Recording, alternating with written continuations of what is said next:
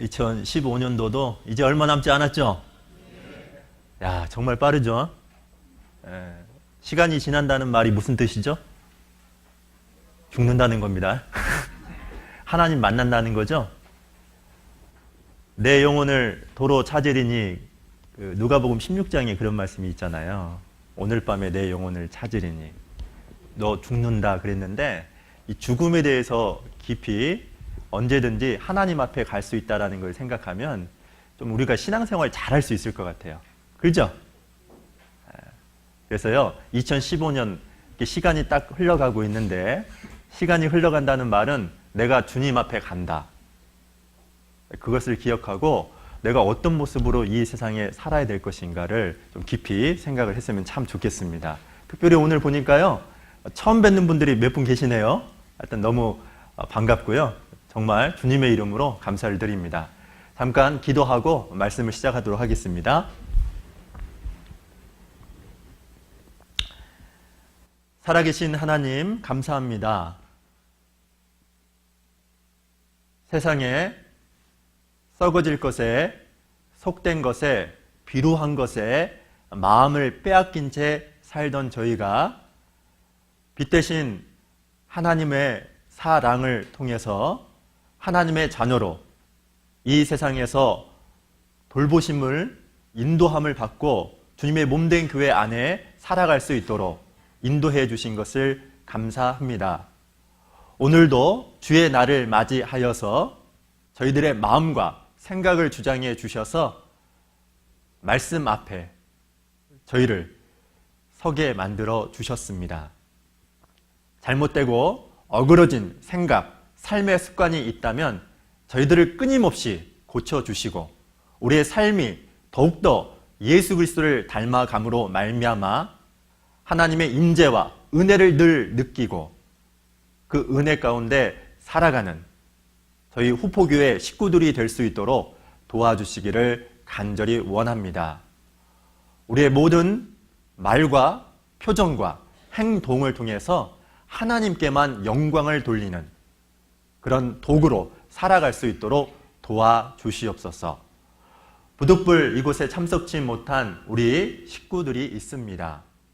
어느 곳에 있든지 간에 하나님께서 동일한 은혜로 채워주시고 하나님이 함께 하신다라는 것을 기억하고 다음 모임에는 함께 꼭 참여할 수 있도록 교제 나눌 수 있도록 도와주시기를 간절히 원합니다. 부족한 자의 입술을 통해서 주의 말씀을 증거할 수 있는 기회를 주셨습니다. 오로지 하나님의 진리가 성령의 도우심 가운데 선포될 수 있도록 이 시간도 주장해 주시길 간절히 원합니다.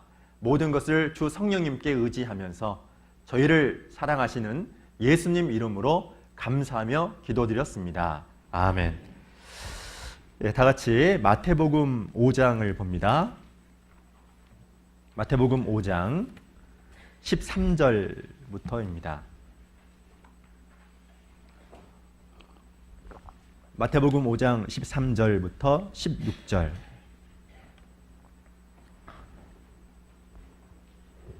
네. 제가 먼저 읽어 올리도록 하겠습니다. 마태복음 5장 13절입니다.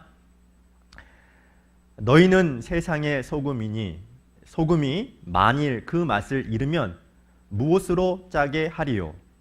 후에는 아무 쓸데 없어 다만 밖에 버리워 사람에게 밟힐 뿐이니라. 너희는 세상의 빛이라. 산 위에 있는 동네가 숨기우지 못할 것이요 사람이 등불을 켜서 말 아래 두지 아니하고 등경 위에 두나니 이러므로 집안 모든 사람에게 비추느니라. 자, 16절을 같이 읽겠습니다. 이같이 너희 빛을 사람 앞에 비추게 하여 저희로 너희 착한 행실을 보고 하늘에 계신 너희 아버지께 영광을 돌리게 하라. 됐습니다. 오늘은 이 본문 말씀을 가지고 세상의 소금과 빛인 그리스도인이라는 주제를 가지고 몇 가지 좀 이 본문을 통해서 예수님께서 우리에게 전하고 싶은 진리에 대한 교훈을 잠깐 배우고자 합니다. 제가 이제 신앙생활 하면서요, 무서운 게 몇 가지가 있었습니다. 무섭다라는 말이 무슨 뜻이냐면, 제가 어떤 형제님하고 인사를 하는데, 형제님하고 인사할 때는 어떻게 인사하는지 아시죠? 자매님들하고 인사할 때는 어떻게 하죠? 자매님 안녕하세요 이렇게 인사하는데, 형제님하고 인사할 때는 항상 악수를 합니다. 그죠? 일반적으로 악수를 하는데, 놀랍게도 처음에 제가 후포교회 형제님들을 보고 인사를 할 때는 형제님 안녕하세요 이렇게 인사했거든요. 근데 자신도 모르게 안녕하세요 뭐 이러더라고요. 그러니까 마음에 존경하는 마음이 없이 그냥 손만 대는 형식적으로 인사하는 모습을 보고 저 자신도 깜짝 놀랐습니다. 근데 신앙생활도 마찬가지죠. 신앙생활 하면서 무서운 것이 무엇이냐면 익숙한 종교 생활입니다.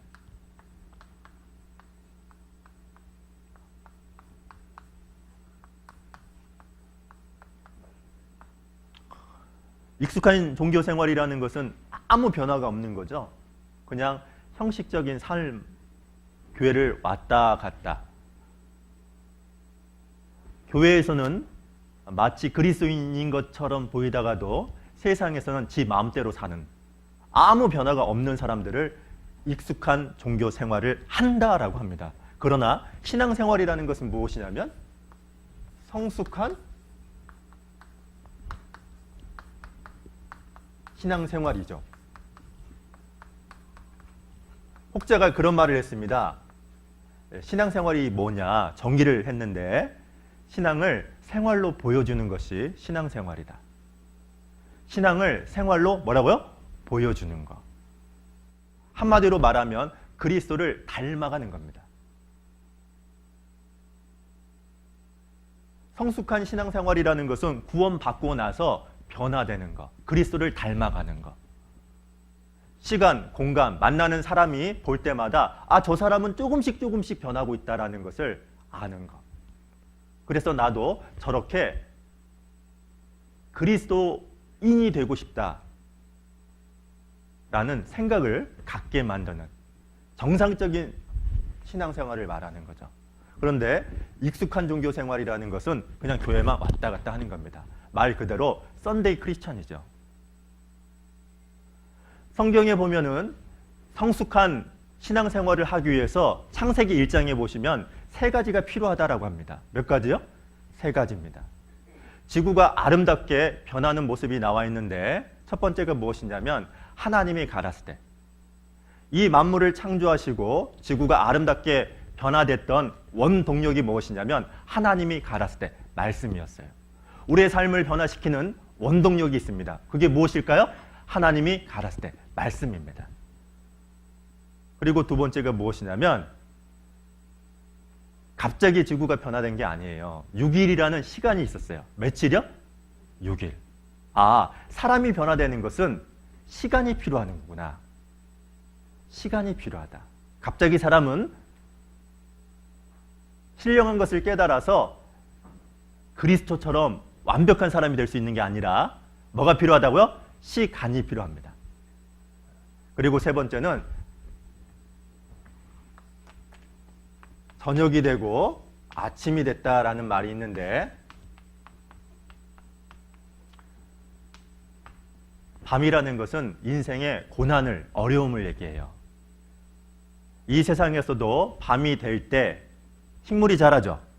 그죠? 키도 언제 자라죠? 낮에 자라나요? 밤에 자라죠? 머리카락은요? 밤에 자랍니다. 저도 밤에 좀 많이 자야 되나 봐요. 그런 것처럼 사람은 언제 성숙하냐, 언제 성장하냐면 바로 인생의 어려움, 고난이 있을 때 그래요. 그래서 3가지. 첫 번째는 하나님이 가라스 때 말씀, 두 번째는 시간, 세 번째는 고난과 어려움. 여러분이 잘하고 있지 않다라고 한다면 이 3가지 중에 한 가지예요. 여러분은 무엇이 부족합니까? 왜 여러분이 변화되지 않는 겁니까? 여러분이 남들이 봤을 때, 특별히 교회 안에 있는 식구들이 봤을 때 야, 저 사람은 익숙한 종교 생활을 하고 있는 것 같아 라고 속으로 그렇게 생각하는 이유가 무엇입니까? 혹 여러분이 하나님이 가라세 라고 했던 것처럼 말씀이 부족한 건 아닙니까? 교회 안에서는 말씀 듣는 것처럼 보이는데 세상에서는 성경 한 장도 읽지 않는 사람, 혹 그러지는 않습니까? 여러분은 주님을 위해서 고난에 동참하고 있습니까? 이걸 좀 생각을 했으면 좋겠어요. 또 하나가 있어요. 자, 우리가 변화되기 위해서는 반드시 연습이 필요해요. 뭐가 필요하다고요? 그래서 신앙은 연습입니다. 신앙은 연습이다. 따라서 하겠습니다. 신앙은 연습이다. 신앙은 연습이에요. 원래 사람은 마음에 의해서 그 마음이 어떠하냐에 의해서 그것이 삶으로 연결되어 있어요. 근데 사람은 구원받은 그리스도인은 마음을 누가 주장하냐에 의해서 삶 자체가 달라져요. 첫 번째는 자기가 이 마음을 주장하면 누가 나올까요? 자기가 나와요. 자기 행동, 자기 성격, 자기 기질이 나오죠. 심지어는 마귀가 주장할 때도 있어요. 구원받은 그리스도인이지만. 그 대표적인 사람이 누군지 아세요? 아나니아와 삽비라였어요. 하나님을 속였죠. 그리고 당장 하나님의 심판받고 죽었어요. 그리스도인들도 그럴 수 있습니다. 그리고 또 그리스도인들은 그리스도가 내 마음을 주장할 수 있어요. 그러면 어떻게 되냐면 그리스도의 인격이 나오고 그리스도의 향기가 나와요. 제가 그 잠언 3장에 보시면 이런 말씀이 있어요. 범사의 글을 인정하라. 그리하면 내 길을 지도하시리라. 우리가 끊임없이 우리 마음에 그리스도가 주장하게 되고 그리고 그리스도의 삶이 우리의 행동과 말을 통해서 나타나기 위해서는 끊임없이 반복해야 될 게 무엇이냐면 주님과 의논하는 거예요. 주님께 의논하고 주님께 묻는 이 연습하는 것이 너무 중요해요. 즉 내가 변화되지 않는 가장 큰 이유는 주님께 묻는 연습이 부족하기 때문에 그래요. 주님께 의논하고 물어보는 연습.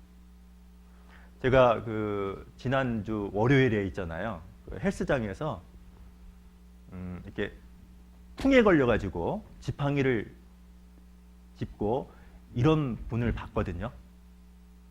그리고 이 분이 운동을 계속 하셨어요. 근데 제가 8월 달부터 운동을 했기 때문에 그분을 8월 달부터 봤는데 지금은 어떠냐? 이러고 다녀요. 제가 깜짝 놀랐어요. 그때는 이러고 다니면서 개 한 마리 가지고 왔더라고요.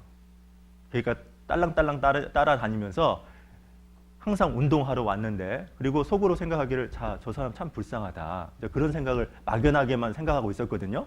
근데 지금은 이러고 다녀요. 차 몰고 왔더라고요. 이 세상에서도 육체의 연습도 약간의 유익은 있다라고 성경에 나와 있습니다. 그런데 신앙은 말할 필요가 없어요. 안타까운 것은 무엇이냐면 이런 연습이 너무 부족하죠. 평소 때 주님께 물어보고 주님과 의논하는 이런 연습이 없기 때문에 누가 나오죠? 자기가 나오는 거예요. 자기 성격이 나오고 자기 기질이 나오고 자기 방법이 나오고 자기 경험이 나오는 거예요. 신앙과 아무 상관이 없는 거죠. 그래서 4가지를 꼭 기억을 했으면 좋겠어요. 첫 번째는 사람이 그리스도인이 그리스도를 닮아가기 위해서 성숙한 신앙생활을 하기 위해서 4가지가 필요한데 첫 번째, 하나님이 가라스테. 과연 나는 말씀을 가까이 하고 있는가? 평소 때 말씀을 마음에 깊이 새기고 있는가? 묵상하고 있는가? 그리고 두 번째, 뭐가 필요하다고요? 시간. 뭐라고요? 시간. 사람은 갑자기 뚝딱 해가지고 성장하는 법이 없죠. 육체도 마찬가지죠. 신앙도 마찬가지예요. 근데 그것이 참 힘들게 만드는 것 같아요. 개인적으로. 예를 들어서 저 같으면은 저 사람이 빨리 자랐으면 좋겠는데 1년 안에 저 사람이 변했으면 좋겠는데 하나님은 저 사람을 10년 동안에 성장시키거든요. 근데 저는 몇 년이요? 1년 안에 빨리 변해야 되는데 이런 생각을 갖게 되죠. 근데 항상 변화에는 시간이 필요하더라. 그리고 세 번째, 뭐가 필요하다고요? 고난이 필요합니다. 뭐요? 고난. 고난. 그래서 사실 고난과 어려움을 겪는 사람은 타인의 마음을 이해하게 되죠. 그죠? 한번 아파본 사람은 아픈 사람의 마음을 이해하게 되죠. 경제적인 어려움 때문에 고통을 경험한 사람은 돈 없는 사람이 얼마나 큰 고통인지를 알아요. 그래서 그 사람을 위해서 기도하죠. 그리고 네 번째, 뭐가 필요하다고요? 뭐라가 필요하다고요? 연습이 필요해요. 주님께 의논하는 거, 주님께 물어보는 거, 이 연습, 이 네 가지, 이것을 끊임없이 반복하는 것. 그럴 때 비로소 익숙한 종교 생활이 아니라 성숙한 신앙 생활을 할 수 있다라는 것을 꼭 마음에 기억을 했으면 좋겠습니다. 자, 오늘 이 본문 내용은요, 예수님께서 팔복산이라는 곳에서 설교했던 내용 중에 한 일부입니다. 이 내용은 5장, 6장, 7장에 이어지는 보통 산상수훈이라고 하는 내용인데요.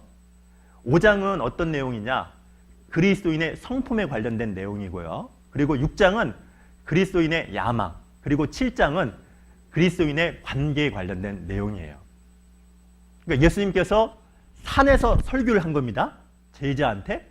그 중에 1절부터 12절은 팔복에 관련된 거죠. 그래서 그리스도인, 즉 하나님의 제자라는 사람들이 가져야 될 내적 덕목을 얘기해요. 그리고 그 내적 덕목을 가졌을 때 하나님이 주시는 복을 8가지 얘기했어요. 그리고 13절부터 16절 내용은 무슨 내용이냐? 세상에서, 자기가 아니라 세상에서 타인을 위해서 우리가 어떤 역할을 해야 되는가가 기록되어 있어요. 그래서 오늘은 이 13절부터 16절 이 내용을 중심으로 해서 몇 가지만 좀 교훈을 받을 건데요. 일단 첫 번째, 13절에 보시면 이런 말씀이 있죠. 너희는 세상의 소금이니 너희는 세상의 빛이라. 이렇게 되어 있죠. 이게 중요하죠. 보세요.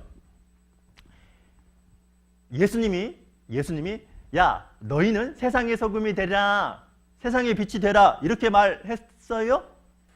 아니에요.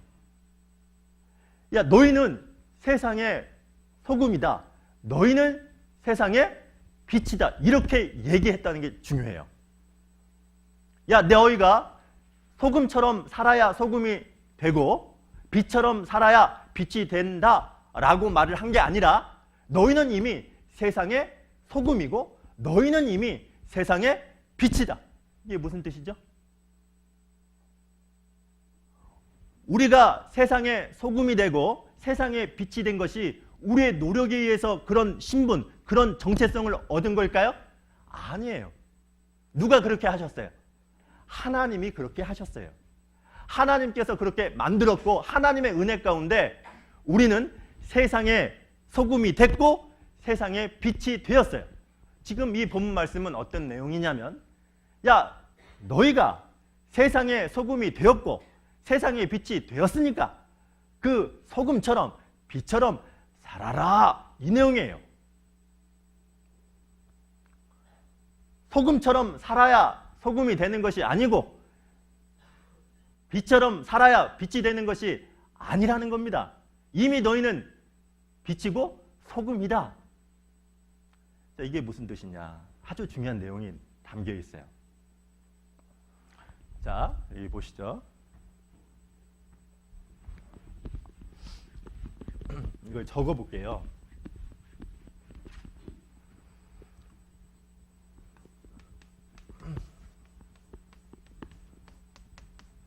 너희는 세상의 소금이다. 너희는 세상의 뭐라고요? 빛이다 그랬어요.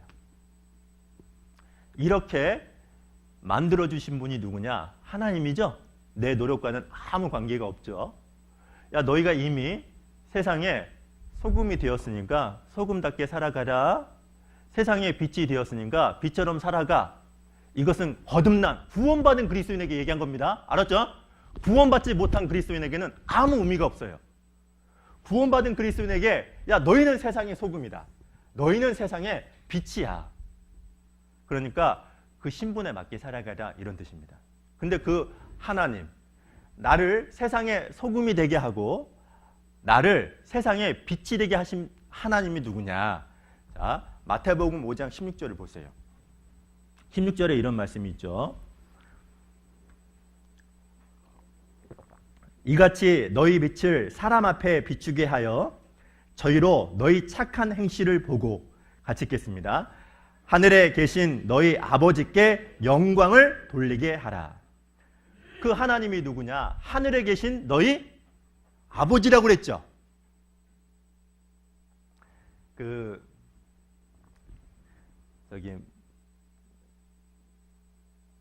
제가 인천에 있을 때요.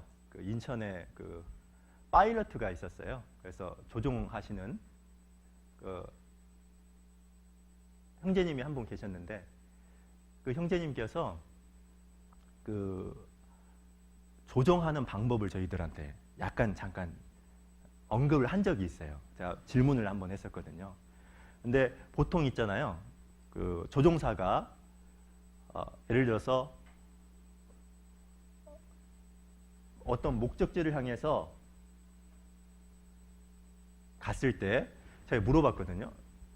하늘 위에 있을 때는 컴퓨터로 이렇게 작동을 해서 항로를 딱 맞추면 그곳에 간다라고 생각을 하고, 아니 그 하늘 위에서는 조종사가 필요 없죠. 그런데 그 형제님께서 하는 말이 아니래요. 한번 항로를 딱 맞추면 그곳에 도착하는 것이 아니라 끊임없이 항로를 조정하고 수정을 해야 된대요. 그래서 제가 왜 그러죠? 물어봤더니 왜 그럴 것 같아요? 왜 조종사가 있잖아요. 하늘에서는 걸리는 게 있어요, 없어요? 사실 아무것도 없잖아요. 근데 운전하기 편해요, 어려워요? 편하잖아요. 그죠? 편할 것처럼 보이죠? 근데 그게 아니래요. 왜냐하면 이 비행기만 움직이는 것이 아니라 지구도 움직이기 때문에 항상 이 항로를 체크하고 조정하지 않으면 엉뚱한 곳으로 간대요. 그래서 조종사가 할 일이 없는 것처럼 보이지만 실제로는 끊임없이 자판기를 보면서 항로가 올바른지를 끊임없이 체크하고 조정해야 된대요. 제가 왜 이런 말씀을 하냐면 구원받은 그리스도인들이 잊지 말아야 될 게 있어요. 무엇이냐? 우리가 늘 마음에 기억해야 될, 우리가 수시로 조정해야 될 것이 무엇이냐면, 야, 너희는 세상의 소금이다. 너희는 세상의 빛이다. 이렇게 해주신 분이 누구다고요? 하나님이에요. 근데 그 하나님은 어떤 분이냐면 하늘에 계신 분이라고 했죠. 하늘에 계신다라는 말이 무슨 뜻입니까? 저 푸른 하늘에 계신다? 그런 뜻이 아니죠. 자, 일단 여기 잡아놓고요. 이사야 55장을 잠깐 봅니다. 이사야 55장 8절입니다.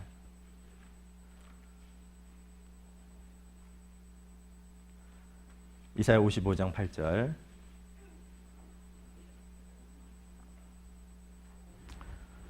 (8절) (9절이에요)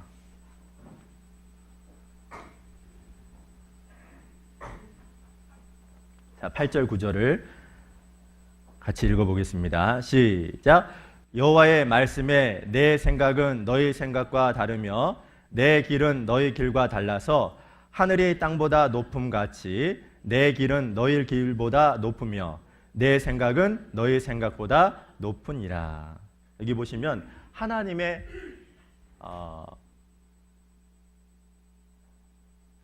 하나님과 우리의 어떤 차이에 대해서 언급을 하고 있죠. 그래서 하늘에 계신다라는 말은 무슨 뜻이냐면 하나님은 저 푸른 하늘에 계신다라는 의미가 아니라 하나님의 하나님 되심을 이야기하고 있어요. 우리하고 수준이 다른데 무엇이 다르냐? 하나님은 전능하시죠. 전능하시죠. 우리는 어떠죠? 못하는 게 참 많죠. 그래 안 그래요? 정말 많잖아요. 우리는 한마디로 말하면 무능해요. 그러나 하나님은 뭐죠? 못할 게 없어요. 그분은 전능하셔요. 또 하나 우리가 기억해야 될 것은 하나님은 모든 것을 알고 계셔요. 우리는 모든 것을 다 알지 못하죠? 우리 주변에 관계되어 있는 것 중에 일부만 이해하고 있고 모르는 것이 참 많아요. 그리고 우리의 미래를 생각할 때 둘러싸여 있는 몇 가지 정보를 가지고 우리의 미래에 대해서 생각합니다. 그런데 하나님은 모든 것을 알고 계시고 우리가 모르는 조건 그리고 정보를 가지고 우리를 만들어 가셔요. 그분은 전지하신 분이에요. 모든 것을 알고 계셔요. 그리고 또 하나님은 어떤 분이냐? 신실하신 분이에요. 뭐라고요? 신실하다는 말은 한 번 약속하면 지킨다 안 지킨다? 지키시는 분이에요. 여기 바로 밑에 보셔요. 제가 11절 읽어볼게요. 내 입에서 나가는 말도 헛되이 내게로 돌아오지 아니하고 같이 읽겠습니다. 나의 뜻을 이루며 나의 명하여 보낸 일에 형통하리라. 하나님께서는 한 번 말씀하시면 반드시 이루신다 그랬죠. 그분은 신실하신 분이에요. 우리는 말을 했어요. 그러면 가끔씩 어길 때가 많죠. 그래 안 그래요? 그러나 하나님은 한 번 말씀하시면 반드시 지키시는 하나님이에요. 여러분, 하늘에 계신다라는 말이 그런 뜻이에요. 하나님은 전능하시고 전지하시고 신실하신 분이에요. 근데 그분이 누구다? 우리의 아버지라는 거예요. 얼마나 위로가 됩니까? 하늘에 계신 우리 아버지가 나를 세상의 소금이 되게 했고 나를 세상에 뭐가 되게 했다? 빛이 되게 했다. 너희 삶의 기초, 너희 삶의 바탕에 누가 있다? 내가 있다. 그런 뜻이에요. 하나님이 계신다는 말이에요. 너희를 지금까지 이렇게 만드신 분이 바로 하늘에 계신 아버지고 그리고 중요한 것이죠. 너희를 세상의 소금이 되게 하고 세상의 빛이 되게 했다면 하나님께서 소금 되게 만들어 주고 빛이 되게 만들어 준다는 말이에요. 이해가셨어요? 이것을 늘 기억해야 돼요. 늘 확인해야 돼요. 두 가지죠. 세상의 소금을 세상의 빛이 되게 하신 분이 하나님이고 내가 세상의 빛이 되고 소금이 됐다는 말은 빛이 되고 소금을 되게 만드시는 분이 누구다? 하나님이구나. 근데 그분은 누구냐? 하늘에 계신 우리 아버지다. 전능하신 신실하신 영원한 우리 아버지구나. 우리 지금 성도 교제의 밤 행사를 위해서요. 계속해서 이렇게 교회에 나와가지고 연극을 하고 있어요. 연출자가 계셔요. 스필보곤이라는 분인데 별명이 스필보곤이래요. 왜 보곤이라는지 모르겠어요. 근데 스필버그 감독 아시죠? 유명하신 분이죠. 근데 그분은요. 왜 그분이 유명하냐면 물론 영화 때문에 유명한데 이유가 하나 있어요. 영화 배우가 이 사람하고 꼭 연기를 하고 싶어 한대요. 그래서 제가 왜 그런가 책을 보다가 알게 된 거예요. 이 사람은 이 스필버그 감독은 한 번 딱 어떤 역할을 딱 만들잖아요. 그 사람한테 딱 주인공이 되든지 혹은 어떤 보조 역할을 딱 시키잖아요. 그러면 아무나 시키는 게 아니라 일단 그 역할을 충분히 감당할 수 있는 사람에게 시키고 그리고 시킬 뿐만 아니라 그 사람이 그 역할을 할 수 있도록 200%의 역량을 끄집어낸답니다. 그러니까 나는 100%밖에 못하는데 몇 %까지? 200%까지 끌어내서 그 역할을 충분히 소화할 수 있도록 만드는 사람이 이 스필버그 감독이래요. 근데 하나님은 전지전능하신 하나님이죠. 그러죠? 자, 그러면 그분이 세상에 소금이 되게 했죠. 우리를 만들었죠. 그러면 소금 되게 만들 수 있을까요? 못할까요? 있을까요? 없을까요? 말할 필요가 없죠. 그분은 하늘에 계신 하나님이잖아요. 창조주잖아요. 우리에게 이런 역할을 부여하신 분이 하나님이라고 한다면 그 하나님이 우리를 소금 되게 만들고 그리고 세상의 빛이라는 역할을 우리에게 주어졌다면 세상의 빛이 되게 만드시는 분이 하나님이다. 이것을 늘 마음에 재조정을 하는 게 필요해요. 근데 우리는 어때요? 이렇게 신분에 맞게 살아가고 있어요? 살아가고 있어요? 아니에요. 이런 말을 하면요. 아이고, 나는 실패하는 것 같은데 이 신분에 맞게 못 사는 것 같이 보이는데 이렇게 생각합니다. 네, 우리가 기억해야 될 거 있어요. 그거는 우리가 볼 때는 실패하고 넘어지는 것처럼 보이는 거예요. 무슨 말인가 이해 가나? 하나님은 실패와 넘어짐이라는 것을 다 통합해서 우리를 세상의 소금이 되게 하고 세상에 빛이 되게 만들어요. 로마서 8장을 잠깐 보죠.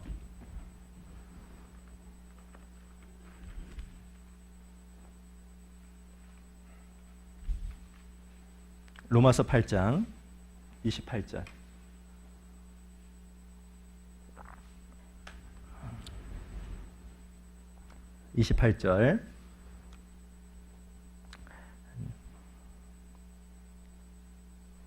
같이 한번 읽어보겠습니다.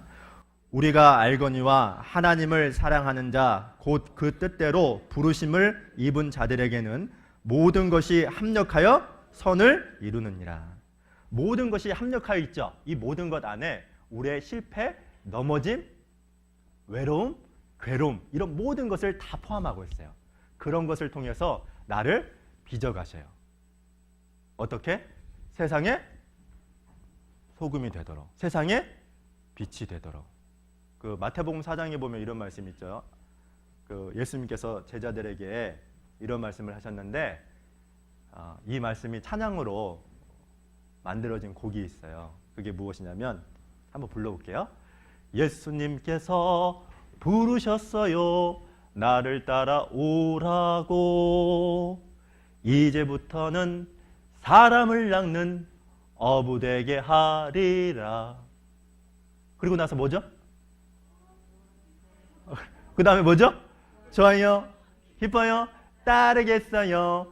랄라랄라랄라랄라랄라. 그죠? 자, 예수님께서 제자들을 사람 낚는 어부가 되게 하리라 그랬죠. 그러면 그분이 되게 할까요? 못할까요? 되게 하죠. 예수님은 하나님인데 하나님은 실패할 수 있을까요? 실패하는 게 없어요. 우리가 볼 때는 실패처럼 보여요. 알았어요? 베드로가 어땠어요? 사람을 낚는 어부가 되게 하리라고 예수님이 했지만 예수님 몇 번 부인했어요? 3번 부인했잖아요. 넘어졌잖아요. 그런데 어땠어요? 예수님은 사람 낚는 어부가 되게 하셨어요. 우리가 볼 때는 넘어지고 자빠지고 실패한 것처럼 보여요. 그러나 하나님은 그런 모든 것까지도 다 어우르게 만들어서 우리를 어떻게 만드느냐. 세상에 소금, 세상에 빛이 되게 만들더라. 그래서 우리는 항상 너희는 세상의 소금이고 세상의 빛이라고 했을 때 2가지 기억해야 돼요. 내 배후에 누가 있다? 하나님이 계시는구나. 하나님이 계시는구나. 그리고 또 하나는 세상의 소금을 되게 만드시는 분이 누구다? 하나님이구나. 내가 넘어지고 실수하고 실패하는 것처럼 보이지만 하나님이 실패하지 않는 분이기 때문에 이 모든 것을 통해서 나를 이렇게 만드실 거다. 이것을 확인하는 것을 마음에 새기는 것이 바로 너희는 세상의 소금이다. 세상의 빛이다. 그런 뜻이에요. 그럼 여러분 생각해 보시죠. 세상의 소금과 빛이라고 얘기했던 이유는 세상에서 타인과의 관계 속에서 우리의 역할을 지금 예수님께서 언급하고 있는 겁니다. 그러면 세상의 소금이고 빛이라는 말이 무슨 뜻일까? 영향력을 미치는 존재다 그런 거예요. 뭐라고요? 영향력을 미치는 존재다. 우리는 세상 사람들에게 영향력을 미치는 존재다. 그것이 세상의 소금, 세상의 빛이다라는 말이에요.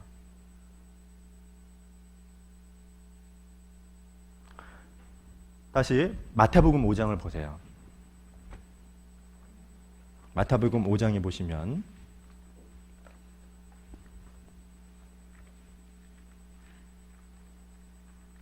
(5장 13절) 먼저 같이 한번 읽어보죠.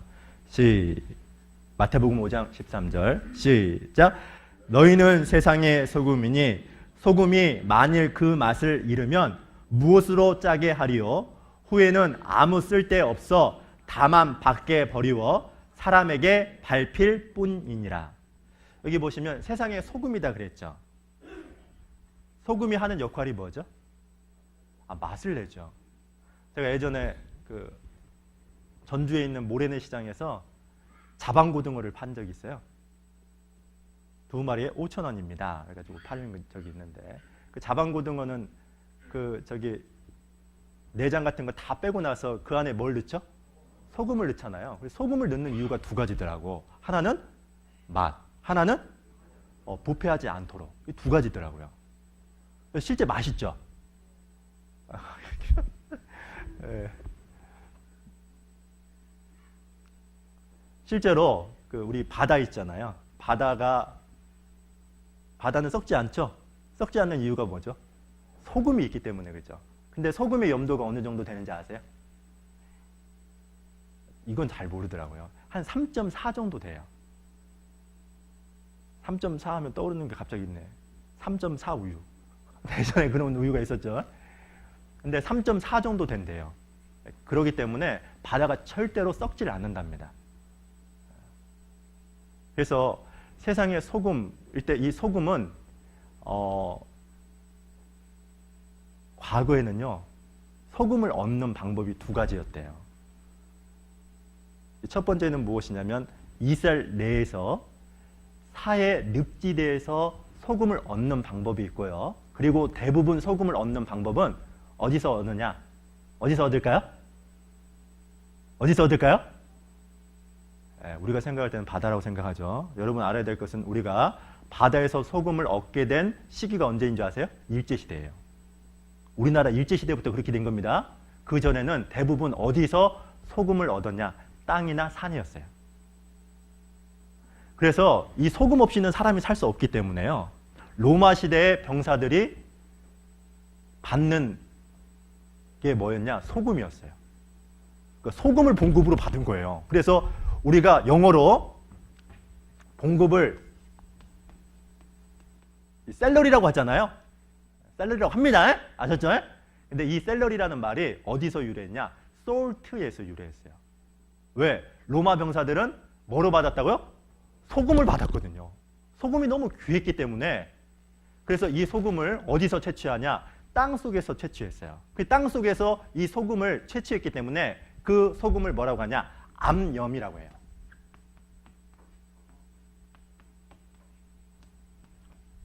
대부분은 땅에서 채취를 한 겁니다. 그러면 땅 속에서 소금을 얻었기 때문에 불순물이 많이 섞여 있을까요? 거의 없을까요? 많이 섞여 있었어요. 이 소금을 얻는 것도 힘들었고, 왜? 땅 속에서 소금이 있는 것은 아니니까요. 그리고 이 소금을 보관을 해야 되는데 불순물이 많이 섞여 있기 때문에 이게 덩어리라고 한다면 소금이 이만큼 있으면 보관을 잘못하면 어떤 일이 벌어지냐면 이 짠 맛이 그냥 날아가 버렸답니다. 공중에. 그러면은 이게 뭐가 되죠? 이게 뭐가 되죠? 아무 쓸모가 없죠. 그러니까 이것을 어떻게 했냐? 쓰레기처럼 길에다 그냥 버려버렸대요. 짠맛이 없으니까. 소금은 짠맛이 있어야 되죠. 그래야 소금이죠. 그런데 짠맛이 없으니까 어땠냐? 이 소금을 그냥 길거리에 버렸어요. 지금 본문 말씀은 그 내용이에요. 소금이라고 한다면 반드시 짠맛이 있어야 되겠죠.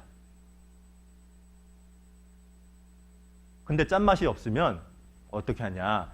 지금 읽었던 13절에 보시면 그 맛을 잃으면 중반부죠. 무엇으로 짜게 하리요?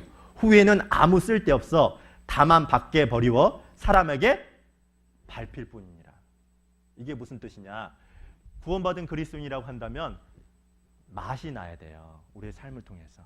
그런데 삶을 통해서 그 맛이 짠 맛이 없으면 세상 사람들 앞에서 무가치하다. 아무 쓸데없다라는 말이에요. 세상 사람들 볼 때. 그러면 우리는 어떤 맛을 내야 되죠? 골로새서를 잠깐 봅니다. 일단 여기 잡아놓고요. 4장. 우리는 세상의 소금인데 세상의 소금의 역할을 하려면 맛을 내야 되는데 어떤 맛을 내야 되냐? 골로새서 4장 6절. 자, 이 말씀은 너무 중요하기 때문에요. 자, 6절을 같이 한번 읽어보겠습니다. 시작. 너희 말을 항상 은혜 가운데서 소금으로 고르게 함같이 하라. 그리하면 각 사람에게 마땅히 대답할 것을 알리라. 이게 보세요. 은혜 가운데서 소금으로 고르게 함같이 뭘 하라? 말을 하라 그랬죠. 이 말은 무슨 뜻이냐? 소금이 짠 맛을 내는 것처럼 너희도 말을 할 때 은혜롭게, 그 3번 나눠주라에는 은혜롭다라는 말을 뭐로 번역했죠? 뭐라고 번역했죠? 감사하는 가운데서. 즉 말을 할 때 어떻게 해야 되냐? 소금이 짠 맛을 내는 것처럼 너희는 은혜스러운 말을 해. 감사하는 말을 하라는 거예요. 하나님이 세상을 창조했죠. 세상을 창조할 때 뭐로 창조했죠? 하나님의 말씀으로 창조했죠. 아담이 짐승들의 이름을 뭐로 지었죠? 말로 지었어요. 말에는 뭐가 있어요? 힘이 있어요. 능력이 있어요. 그러죠? 여기 잠언을 잠깐 보세요. 잠언 15장 12장을 먼저 보겠습니다. 12장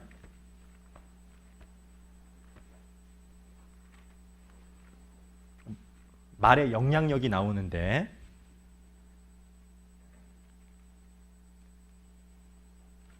(12장) 18절이에요.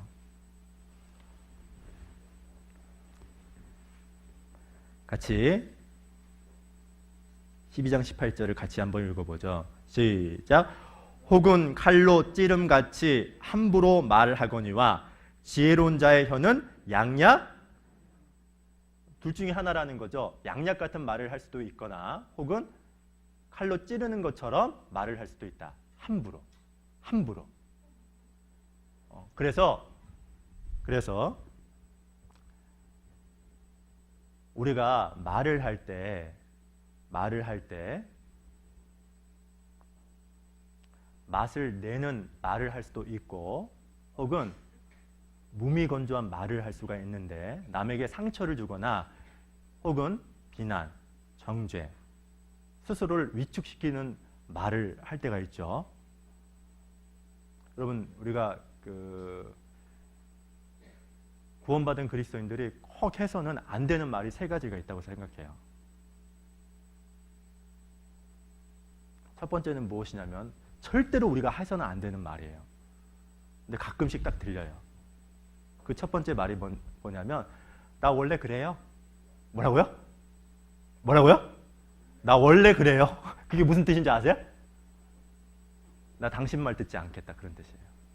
나 당신의 말에 귀 기울이지 않겠다. 나 변하지? 변하지? 이 말은 좀 안 했으면 좋겠어요. 나 원래 그런 사람이에요. 그리고 두 번째는 사실은 말이에요. 이런 거 있죠. 이 말이 무슨 뜻인지 아세요? 사실은 말이에요. 이전에 했던 말은 다 뭐라는 거예요? 거짓이라는 말이에요. 사람은 정직해야 되죠. 그리스도인은 정직해야 되죠. 그죠? 그 정직을 통해서 영향력을 발휘하는 거거든요. 그런데 사실은 말이에요. 그리고 세 번째, 저 사람 원래 그래요. 저 사람 원래 그래요. 이게 무슨 뜻인지 아세요? 나 저 사람 포기했다는 거예요. 하나님은 저 사람을 포기하지 않았는데 나는 뭐예요? 포기했어요. 근데 우리도 자신도 모르게 이런 말을 가끔씩 하죠. 난 원래 그래요.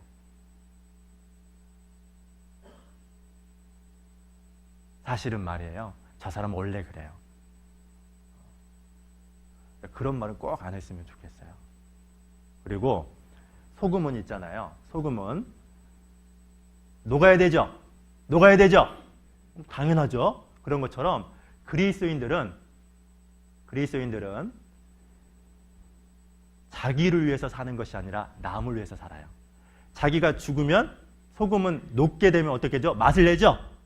당연하잖아요. 그런 것처럼 그리스도인들은 자기가 희생할 때 자기가 사라질 때 맛을 내는데 마가복음 9장을 잠깐 보세요. 마가복음 9장을 보시면요.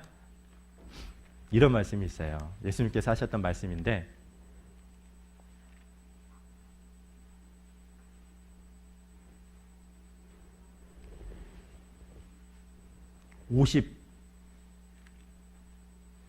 50절입니다.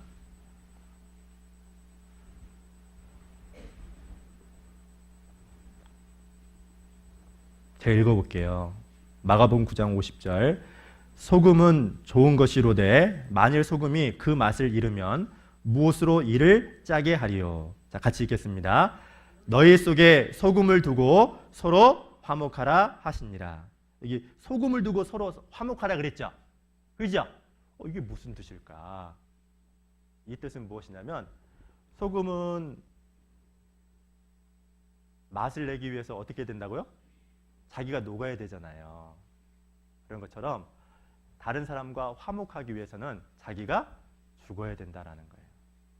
자기 희생을 얘기하는 거예요. 그러니까 우리 안에 갈등이 일어나고 다툼이 일어나는 이유는 소금처럼 자기가 낮아지거나 희생하지 않아서 그래요. 그래서 구원받은 그리스도인이라고 한다면 자기가 죽어서 맛을 내는 것처럼 자기의 고집, 자기의 강한 육신도 깨어져서 말씀으로 항상 상대방 남을 위해서 희생하는, 그래서 화목하는 그것을 얘기하고 있어요. 자, 그리고 또 이 소금의 역할 중에 가장 또 중요한 것이 무엇이냐면 부패를 방지하는 거잖아요. 부패를 방지하는 역할을 하는데 가장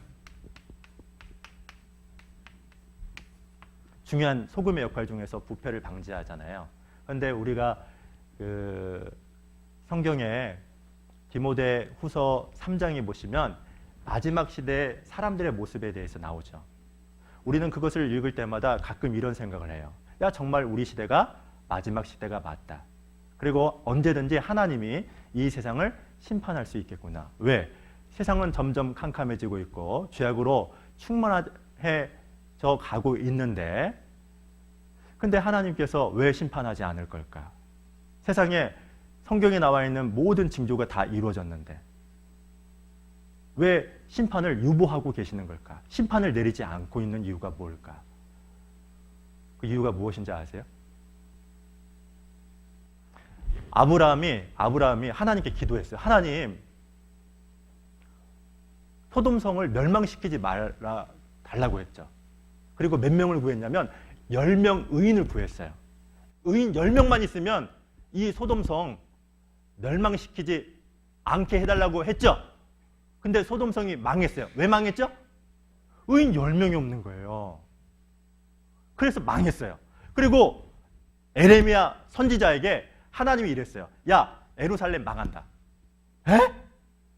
근데 만약에 예루살렘 성 안에서 진리를 찾는 사람, 공의를 행하는 사람 한 명만 있어도 내가 이 예루살렘 성 멸망시키지 않겠다. 근데 그 한 명이 없어서 예루살렘이 망했죠. 마찬가지예요. 하나님이 이 세상을 지금 심판해도 돼요. 지금 심판해도 아무 성경에 나와 있는 모든 것이 이루어진 시대에 살고 있기 때문에 하나님 앞에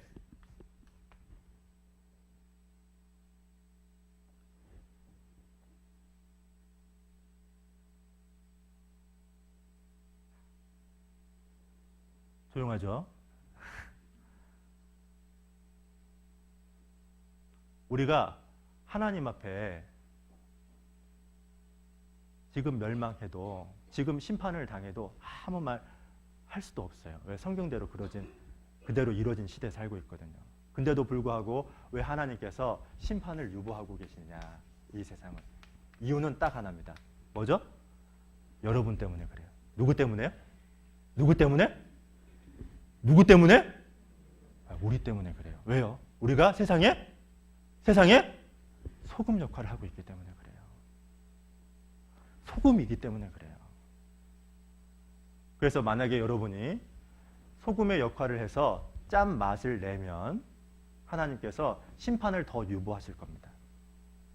그런데 여러분이 만약에 소금의 역할을 포기하거나 스스로 하나님께서 맡겨준 그 짠맛을, 소금의 짠맛을 내지 않으면 심판은 더 다가올 것이며 동시에 세상 사람들 앞에 짓밟히는 아무 의미가 없는 사람이 될 거예요. 자, 그리고 다시 마태복음 잠깐 보시죠. 5장을 잠깐 보세요. 5장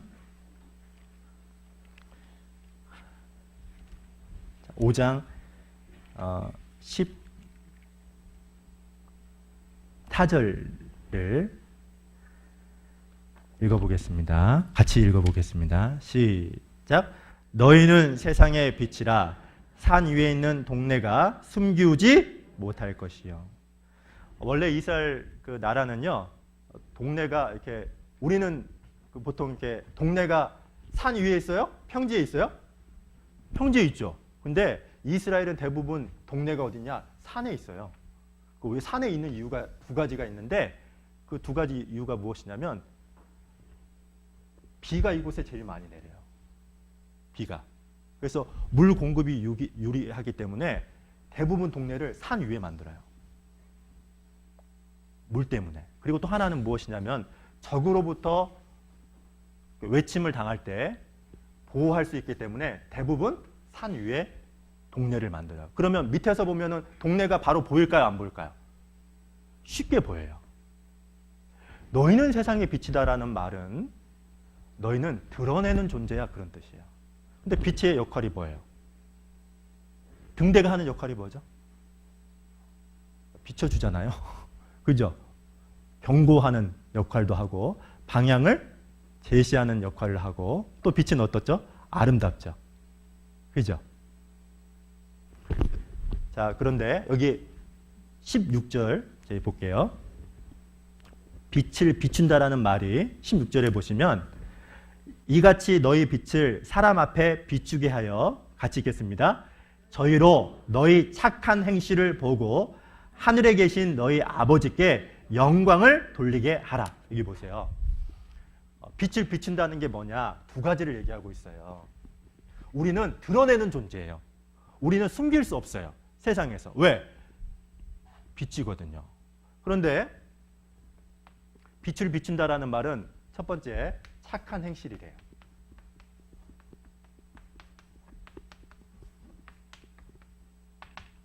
이 착하다라는 말이 원래 히브리 말로 두 단어를 써요. 그냥 일반적으로 착하다 할 때는 아가토스라는 말을 쓰기도 하고요. 그냥 이것은 그냥 착하다 이런 의미고요. 그 다음에 이 단어에 썼던 단어는 헬라 말로 칼로스예요.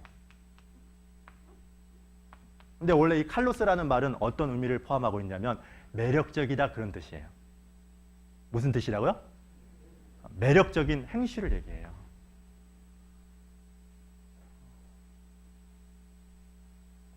빛을 비춘다라는 말은 세상 사람들에게 매력적인 행실을 드러내는 것. 그리고 또 하나 여기 후반부에 보시면 이런 말씀 있죠. 하늘에 계신 너희 아버지께 뭘요? 영광을 돌리게 하라 그랬어요. 빛을 비춘다라는 말은 착한 행실, 매력적인 행실을 드러내는 것뿐만 아니라 하나님께 영광을 돌리는 삶을 얘기하는 거예요. 고린도전서 잠깐 보시죠. 고린도전서 10장. 일단 여기 계속 잡아놓습니다. 고린도전서 10장 31절입니다.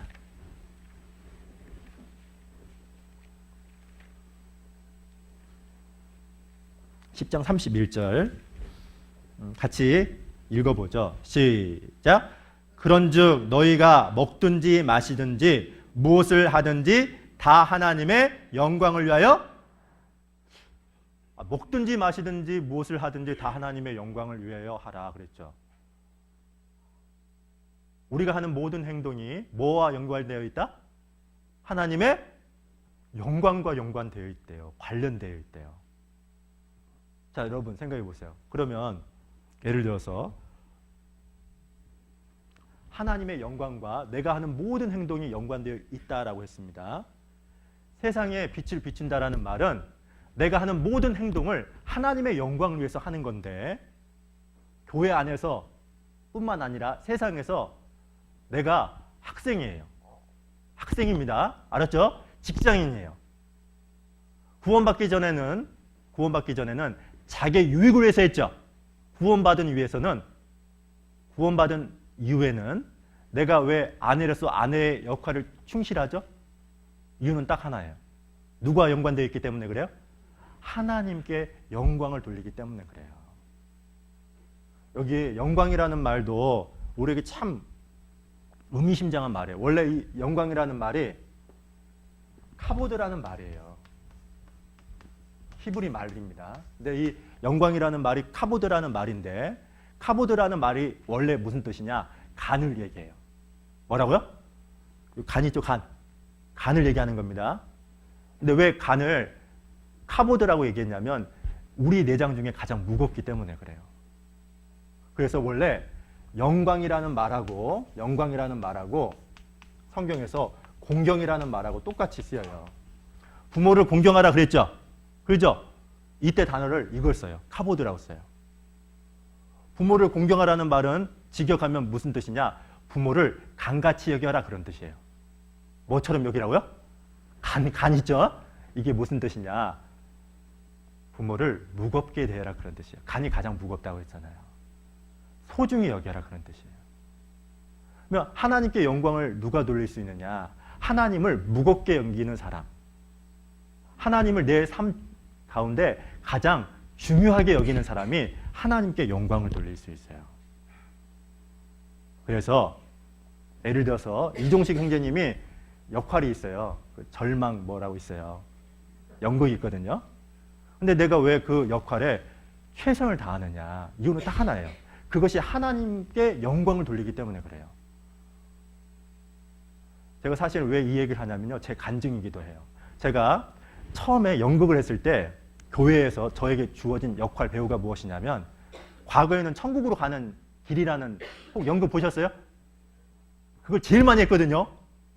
근데 제가 했던 첫 번째 역할이 뭐냐면 미친 사람이었어요. 제가 하는 역할은 다른 게 없어요. 대사도 없어요. 그냥 제가 하는 것은 누워있다가 사이비 목사가 안수하면은 일어나가지고 그거 역할 딱 끝나요. 근데 이 역할을 제가 1000번 했어요. 왜 1000번 한 줄 아세요? 수백 번 반복했어요. 이유는 딱 하나예요. 제 자신이었다면 제가 그걸 거절하죠. 그 쓸데없는 짓을 왜 해요? 근데 이것이 하나님이 주어졌고 하나님이 나에게 이 역할을 맡겼다. 그리고 이 모든 것이 하나님께 영광을 돌리다라는 것을 어떤 형제님이 저에게 딱 이야기를 했어요. 그 순간부터 어땠냐? 최선을 다하자.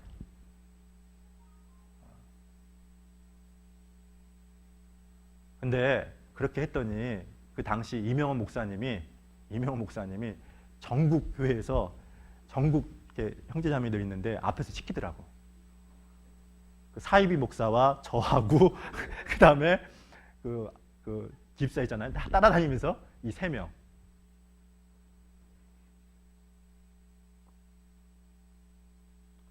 근데 하나님께 영광을 돌리기 위해서는 2가지를 지금 이 고린도전서에서는 의미하고 있는데 소극적인 측면에서 하지 말아야 될 것과 해야 될 것. 여기 32절을 보세요. 유대인에게나 헬라인에게나 하나님의 교회나 뭐라고요? 거치는 자가 되지 말고. 소극적으로는 하나님께 영광을 돌리기 위해서 거치는 자가 되지 말라. 걸림돌이 되지 말라. 그리고 2번째 적극적인 측면에서 33절 같이 읽겠습니다. 시작. 나와 같이 모든 일에 모든 사람을 기쁘게 하여 나의 유익을 굳이 아니하고 많은 사람의 유익을 구하여 저희로 구원을 얻게 하라. 복음을 전하라는 거죠. 자기의 유익을 생각하지 말고 누구요? 많은 사람의 유익을 생각하고 그 사람을 어떻게든지 구원해라. 구체적으로 하나님께 영광을 돌리는 것이 일단 걸림이 되지 않는 것. 그리고 2번째는 적극적으로 복음을 전하는 것을 얘기하고 있어요. 우리는 세상의 빛이에요. 산 위에 있는 동네는 숨겨질 수가 없어요. 다 보이거든요. 그럼에도 불구하고 숨겨진다면 세상 사람들이 세상의 빛이 맞아? 라는 것을 모른다면 이유는 성경에 3가지가 있다라고 했어요. 그 3가지가 무엇이냐면 먼저 마태복음 다시 봅니다. 5장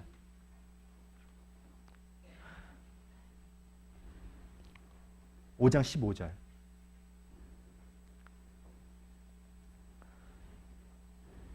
같이 읽어보죠. 시작. 사람이 등불을 켜서 말 아래 두지 아니하고 등경 위에 두나니 이러므로 집안 모든 사람에게 비치느니라. 그러죠. 등불을 켜는 이유가 있습니다. 등불을 켜는 이유는 집 안에 비추기 위해서 등불을 켜는 거죠. 그죠? 근데 여기 보시면 집 안에 빛을 비추기 위해서 등경 위에 둬야 되는데 지금 본문에서는 어디에 두지 않는다고 했어요? 말 아래라고 했죠. 말이 뭔지 아세요? 네. 근데 우리가 생각하는 말하고 틀려요. 여기 원어에서 이스라엘 사람들이 생각하는 말은 곡식을 담아놓는 그릇을 얘기해요. 상당히 크거든요. 근데 여러분 생각해 보세요. 이 말이 있거든요. 그러니까 그릇입니다. 사실 곡식을 측량하는 그릇을 얘기하는 거예요.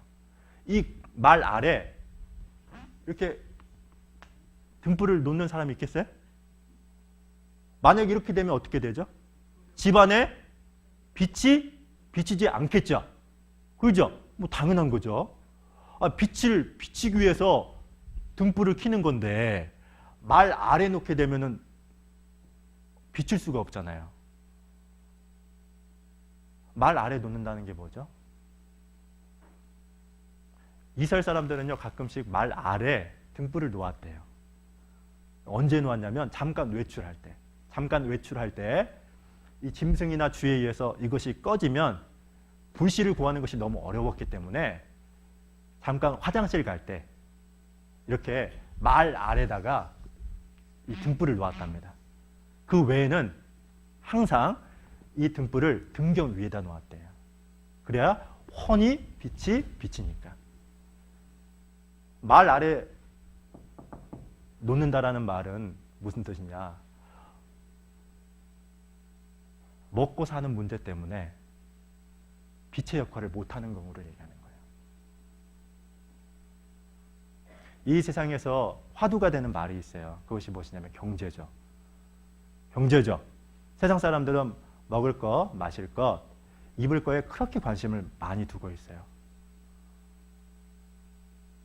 여러분의 삶을 움직이는 게 무엇입니까? 여러분이 빛의 역할을 하지 못하는 이유가 뭐죠? 혹 먹을 거, 마실 거, 입을 것 때문에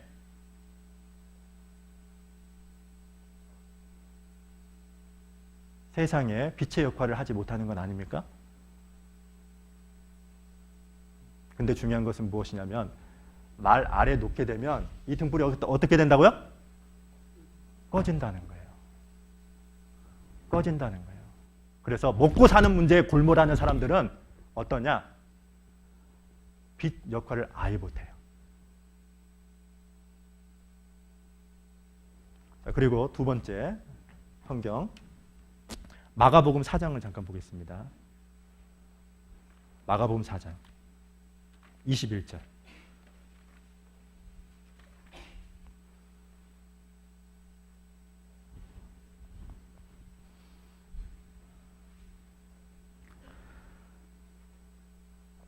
같이 21절을 읽겠습니다. 시작.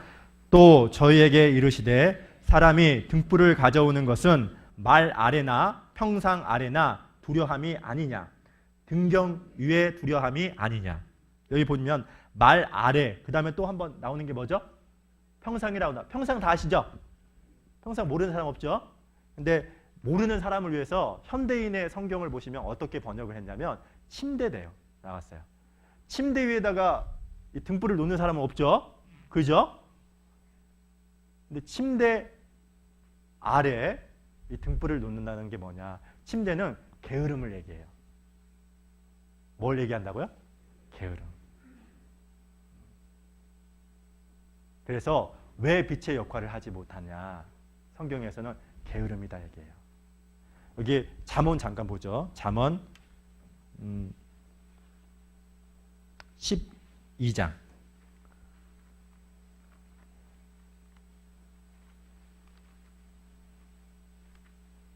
12장 27절.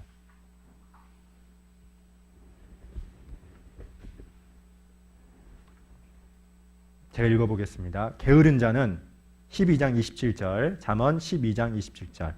게으른 자는 그 잡을 것도 사냥하지 아니하나니 사람의 부귀는 부지런한 것이니라. 게으른 자는 그 잡을 것도 사냥하지 아니한다 그랬죠? 그 잡을 것도 사냥하지 아니한다는 말은 뭐냐면 잡을 수 있음에도 불구하고 어떤다는 거죠? 안 잡는다. 게으른 자는. 충분히 잡을 수 있는 기회가 주어졌음에도 불구하고 잡지 않는데요. 참 어리석죠. 그래서 여기 창세기 13장도 보겠습니다. 창세기 13장 17절입니다.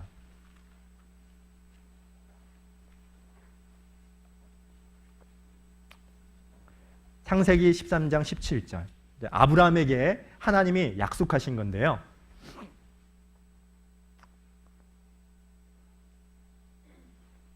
같이 한번 읽어보죠. 시작. 너는 일어나 그 땅을 종과 횡으로 행하여 보라. 내가 그것을 내게. 자, 이 내용은 하나님이 가나안 땅을 누구에게 주겠다? 아브라함에게 주겠다 그랬죠. 그러면 하나님이 줄까요, 안 줄까요? 줄까요, 안 줄까요? 주죠. 전지전능하신 하나님이 왜 못 주겠어요? 그곳에 살고 있는 가나안 7족속을 다 쫓아보내고 그곳에 있는 땅을 아브라함에게 줬잖아요. 실제 역사가 그랬죠. 성경에도 많은 약속들이 있어요. 우리에게. 이거 해라, 저거 해라. 하나님이 얘기하는 많은 약속들이 있죠. 그 말은 무슨 뜻이냐? 여러분 꼭 기억해야 될 게 있어요. 그것을 주겠다는 거예요. 하나님이 우리에게 이것을 해라, 저것을 해라 그랬죠. 그러면 하나님은 이미 그 말에는 무슨 뜻을 내포하고 있냐면 그렇게 해 주겠다는 거예요. 성경에 기뻐하라 그랬죠? 기뻐하라 그랬죠? 그러면 그게 무슨 뜻입니까? 하나님이 기뻐하도록 만들어 주겠다라는 약속이 이미 전제되어 있어요. 감사하라 그랬죠? 그럼 무슨 뜻입니까? 감사하도록 만들어 주겠다라는 약속이 이미 그 안에 내포되어 있는 거예요. 기도하라. 왜요? 기도의 응답을 내가 들어주겠다. 그런데 하나님이 우리에게 약속하신 많은 것들이 있는데 그것을 왜 못 누리죠? 왜 힘들어하면서 살아가고 있죠? 이유는 딱 하나예요. 게을러서 그래요. 뭐라고요? 게을러서 그래요. 게으름 때문에 그래요. 하나님이 약속하신 것을 왜 못 누릴까요? 게으름이에요. 침상 아래 등불을 두기 때문에 그래요. 자, 그리고 세 번째, 여기 누가복음 11장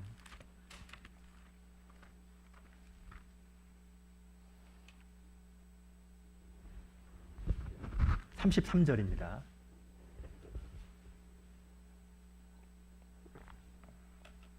누가복음 11장 33절.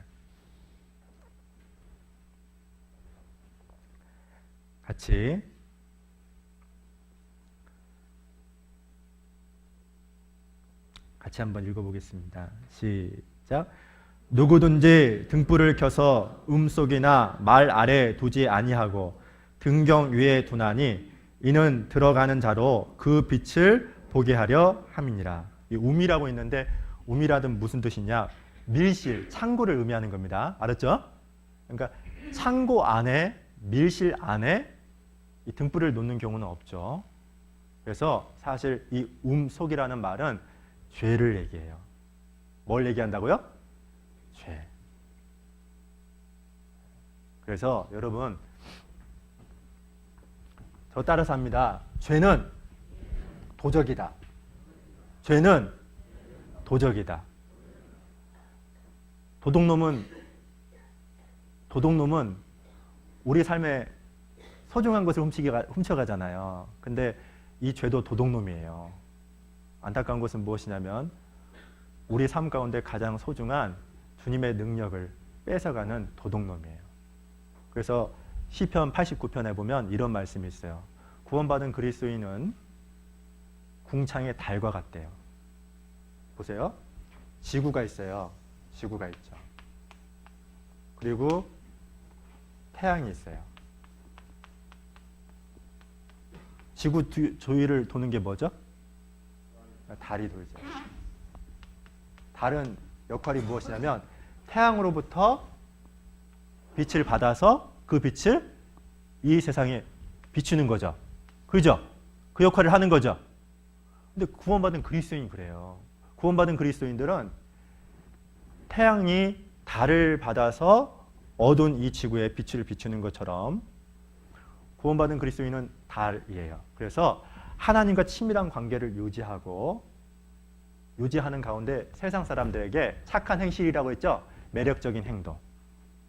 그리고 하나님께 영광을 돌리는 행위를 하는데, 자 보세요. 이 달이 달로서의 역할을 못할 때가 딱 한 번 있어요. 그때가 언제냐면 달이 어디 있을 때요? 여기 있을 때 그래요. 그죠? 맞죠? 달이 여기 있으면은 태양으로부터 빛을 받아요, 못 받아요? 못 받았잖아요. 즉 이 말은 무슨 뜻이냐면 나와 하나님 사이에 세상이 딱 그 가운데 있으면 빛을 못 비춰요.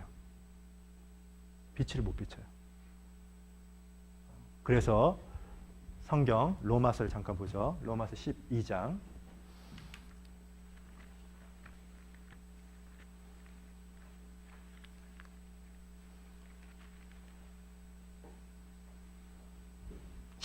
2절. 제가 먼저 1절 읽어볼게요. 1절 읽어보겠습니다. 그러므로 형제들아 내가 하나님의 모든 자비하심으로 너희를 권하노니 너희 몸을 하나님이 기뻐하시는 거룩한 산 제사로 드리라. 이는 너희의 드릴 영적 예배니라. 자, 2절 같이 읽겠습니다. 너희는 이 세대를 본받지 말고 오직 마음을 새롭게 함으로 변화를 받아 하나님의 선하시고 기뻐하시고 온전하신 뜻이 무엇인지 분별하도록 하라. 자, 1절, 2절은요. 사실 신앙생활의 핵심이 한 문장으로 정리한 거예요. 그래서 마음에 꼭 기억하고 암송하는 게 중요한데요. 2절에 보시면 신앙생활을 한마디로 지금 요약을 한 겁니다. 첫 번째가 뭐냐? 이 세대를 본받지 말고요? 말고 그랬어요. 근데 이 단어가 능동태로 되어 있어요. 우리가 적극적으로 해야 될 게 뭐냐? 이 세대를 본받지 말고. 원래 그리스도인들은 두 가지 본성이 있다는 걸 기억해야 됩니다. 어떤 본성이 있느냐? 하나님을 추구하는 본성도 있고 또 세상을 추구하는 본성이 있어요. 아셨죠? 알았죠? 그래서 내가 적극적으로 하나님을 추구하지 않으면 어떻게 될까요? 세상을 추구하게 되어 있어요.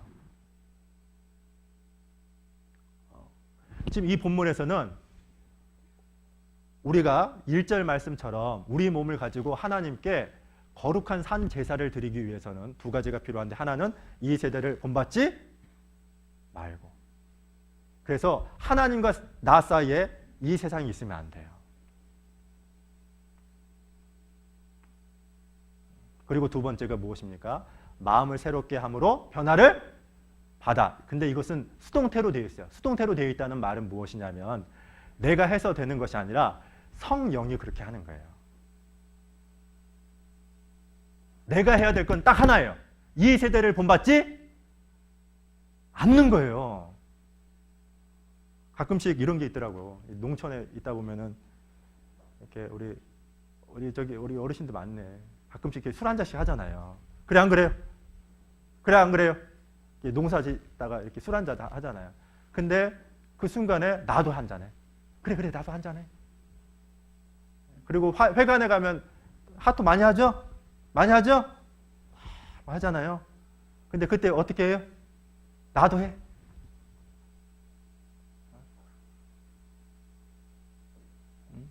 근데 그것이 여러분 알아야 될 것은 무엇이냐면 하나님과 나 사이의 세상이라는 것이 딱 들어오는 순간에 아무 빛의 역할을 못해요. 그래서 여기 보세요.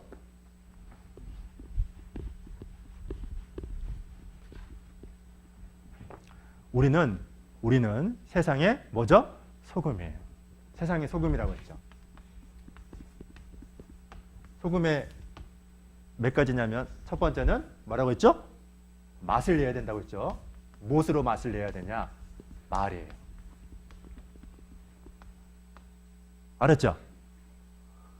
소금이 맛을 내는 것처럼 은혜로운 말, 감사하는 말. 그리고 두 번째, 녹아야 되죠. 녹아야 되죠. 우리는 자신을 위해서 신앙생활을 하는 게 아니에요. 주님과 올바른 관계를 맺고 누구 위해서? 남을 위해서, 타인을 위해서 희생하는 거예요. 그럴 때 화목할 수 있는 거예요. 화목할 수 있는 거예요. 다툼이 일어나는 가장 큰 이유가 있어요. 자기가 죽지 않아서 그래요. 누가 죽지 않아서? 자기가 죽지 않아서 그래요. 그리고 우리가 소금 역할 세 번째가 뭐라고요? 부패를 방지하는 역할을 해요. 여러분, 우리는 이 세상이 지금 심판받아도 되는데 심판이 유보되는 이유는 부패를 방지하는 소금으로서 우리가 역할을 하고 있기 때문에 그래서 하나님이 심판을 유보하고 있다는 것을 기억해야 됩니다. 그러면 또 빛이라고 했는데 빛은 아까 얘기했는데 제가 세 가지 얘기했죠. 우리는 빛입니다. 우리는 빛을 비춰야 돼요. 어떤 빛을 비치냐? 두 가지죠. 하나는 착한 행실. 여기 착하다라는 말은 그냥 착하다 그런 의미가 아니라고 했죠. 매력적인. 뭐라고요? 끄는 힘이 있어야 돼요. 그리고 두 번째는 뭐느냐? 우리가 하는 모든 일을 하나님께 영광을 돌리느냐. 여러분 생각해 보세요. 핫도 치면서 이것이 하나님께 영광을 돌리는지 생각해 보세요. 알았어요? 너도 한 잔해 하면서 술 마시면서 있잖아요. 이 술 마시는 것이 정말 하나님께 영광을 돌리는지 생각해 보세요.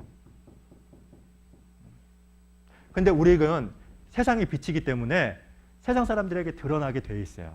근데 드러나지 못하는 것이 몇 가지가 있더라? 세 가지가 있다고 그랬죠? 첫 번째는 말 아래 두기 때문에 먹고 사는 문제에 골몰한 나머지 빛의 역할을 소홀히 여길 때, 하지 못할 때. 그리고 두 번째는 평상 아래 놓는다고 했죠. 평상은 뭐라고요? 게으름.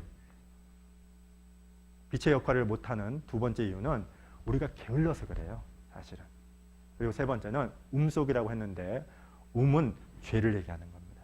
다른 말로 얘기하면 세상이 내 마음에 꽉 차게 되면, 하나님과 나 사이를 가로막게 되면 빛을 못 비춰요. 자, 마지막 시편 잠깐 보죠. 시편 4편입니다.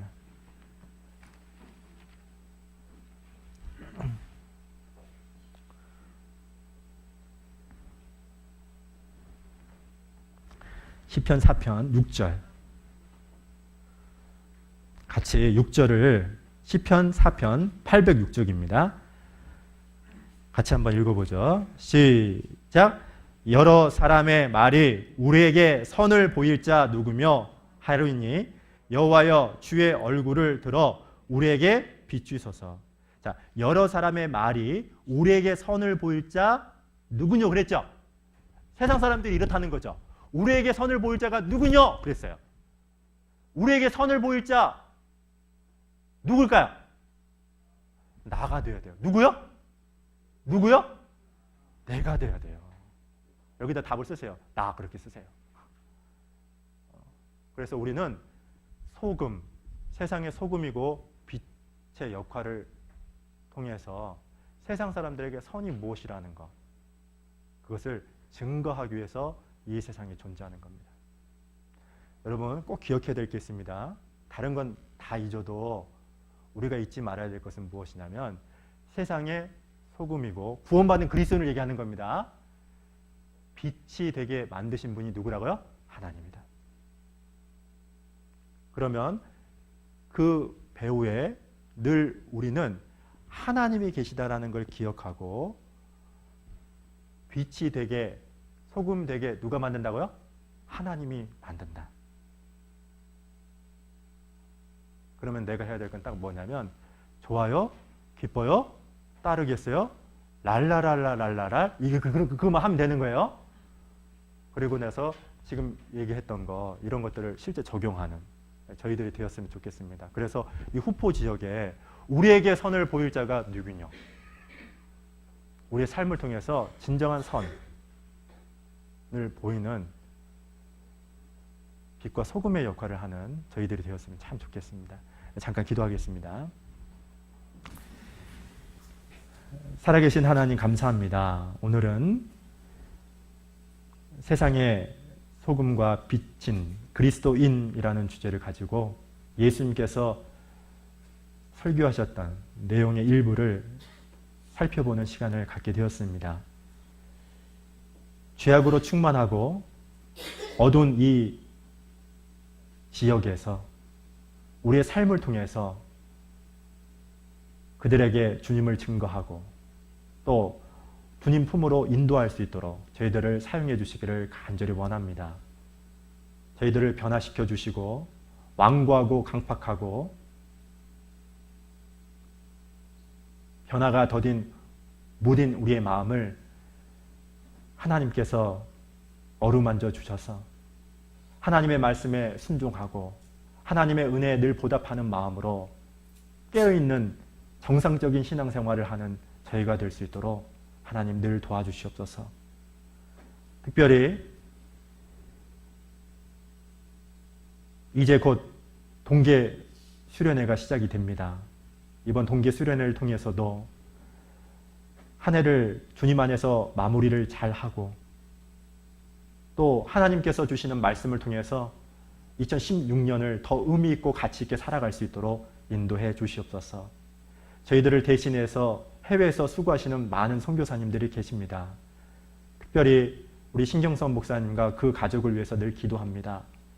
하나님께서 필요한 모든 것을 공급해 주셔서 에콰도르 꽈야길 교회를 통해서 더 힘있게 많은 이뤄진 영혼들에게 복음이 증거되고 구원받는 역사가 나타날 수 있도록 소중하게 쓰임받을 수 있도록 도와주시길 원합니다. 오늘도 이후에 남아있는 교제 주 성령님께만 의지합니다. 저희를 사랑하시는 예수님 이름으로 감사하며 기도드렸습니다. 아멘. 예.